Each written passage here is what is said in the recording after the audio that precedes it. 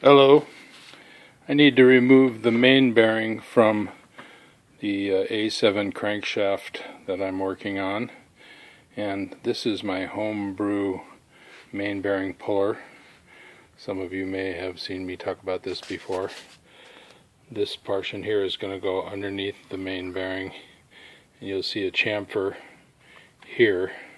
Oops, chamfer here, which is intended to stay out of the way of the shims as may be stacked up under the bearing, under the inner race.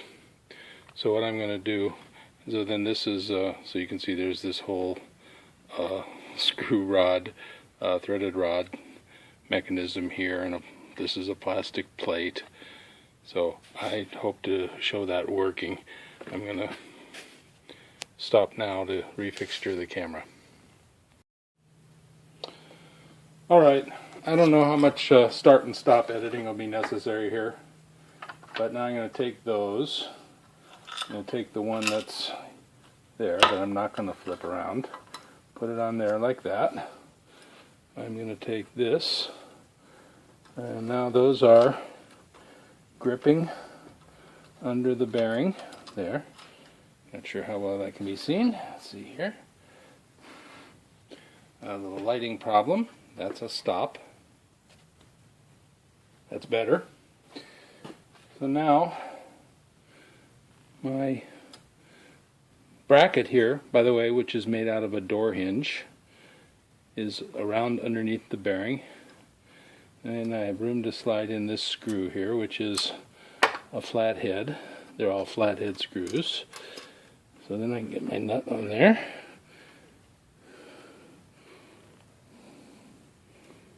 Easier said than done. Not always easier said than done.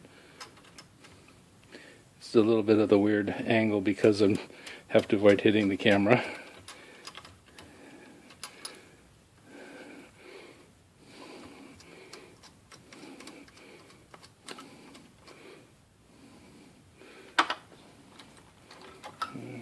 Tighten that down like that.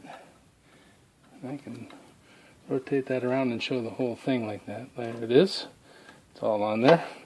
Next is get these back on here, these couplings.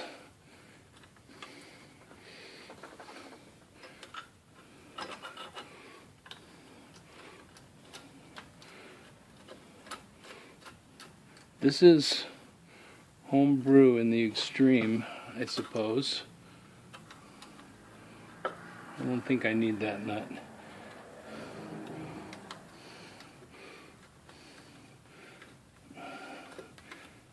And funky. And then, so you can see, I'm going to push against, I'm going to use the thick piece of plastic, which is Lexan, to push against the end of the crankshaft. Tighten those all down.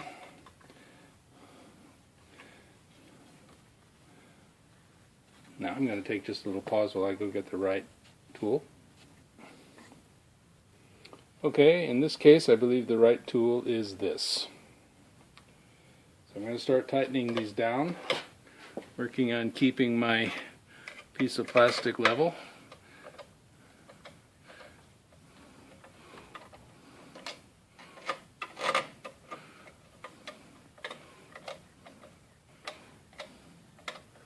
Uh-oh.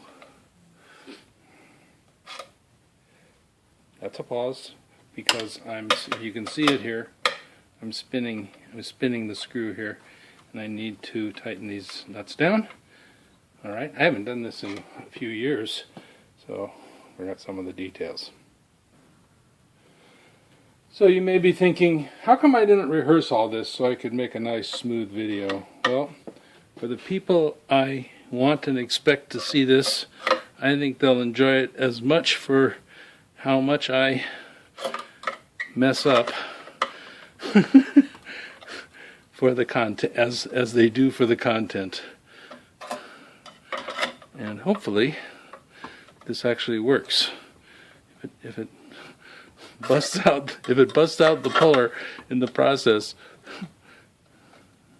that's going to be awkward.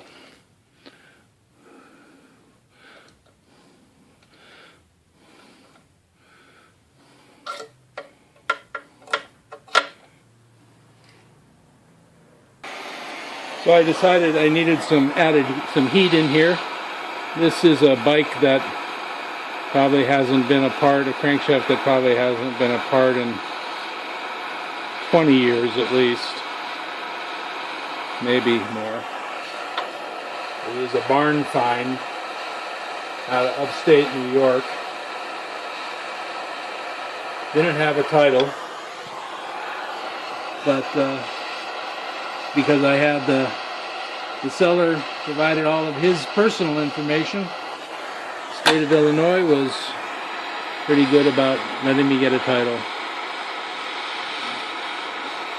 So I'll put some heat on there, and at some point I do expect it to actually break loose.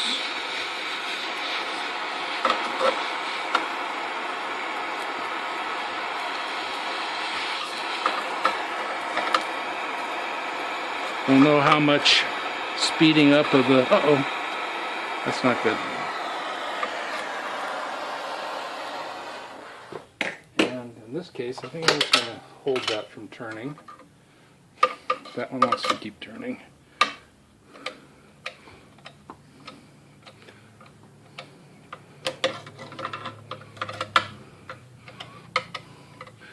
This probably can be accompanied by that kind of music that goes... like Benny Hill or something, or a turkey trot.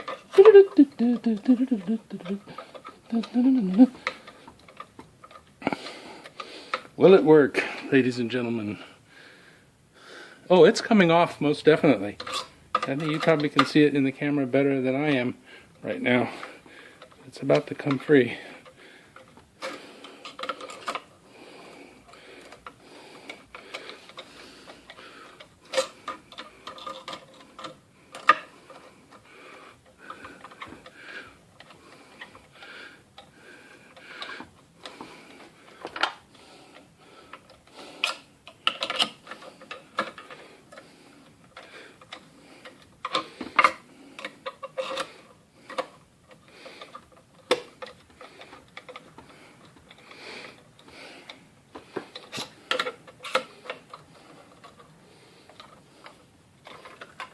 Ta-da! Thank you very much. There it is. Wonder how much shims are on here. Is it hot?